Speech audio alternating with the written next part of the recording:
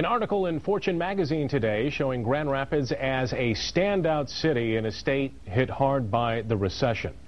The article says from the Van Andel Arena to the Medical Mile to the Frederick Meyer Gardens and the city's thriving theater and art scene, Grand Rapids has risen above the fate that fell upon other cities such as Flint and Detroit. The article credits redevelopment plans, business leadership, and philanthropy for much of the city's growth. One of those civic leaders mentioned in the article, John Canepa, former chairman and CEO of Old Kent Bank. Thanks for joining us tonight, John. You were interviewed for that article. It turned out to be a love letter for the city of Grand Rapids. It did. It was very positive about our city and what's gone on here for the last 25 years and all the progress that we've made and some of the reasons behind it.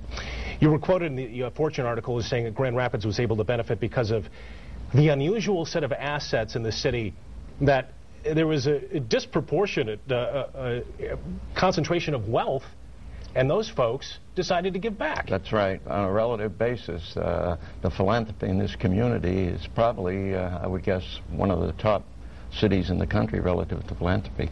What do you make of the article's contention that what happened 25 years ago here in the city, setting that plan out, getting the model in place, could be a blueprint for other cities like Flint, Detroit? I think it could be a blueprint. Some of their issues the social issues are different than some of the issues our community faces.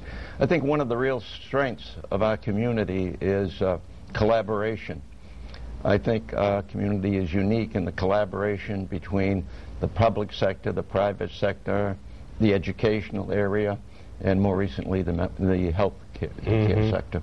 You, of course, along with the DeVos and the Van Andel families, the Myers, the Frys, you all got together. You weren't going to let the economic issues in the state dictate what happened in this city. Talk about that. Well, we had a plan of our own. We saw certain needs in our community, the arena, the convention center, and we saw how those facilities would contribute to the economic growth not only of downtown, but all of Western Michigan.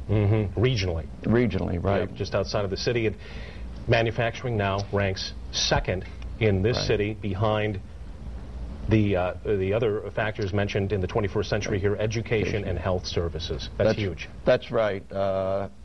I'm still optimistic about manufacturing in our community. I think we basically have been oriented towards the automotive industry, obviously not as much as the Detroit area, but we have a lot of automotive suppliers here.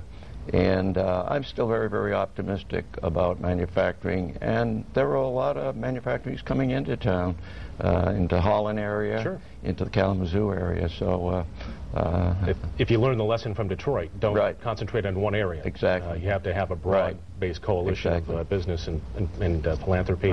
John Canepa, former CEO, chair of Old Kent Bank. Thanks for joining us tonight. Thank you.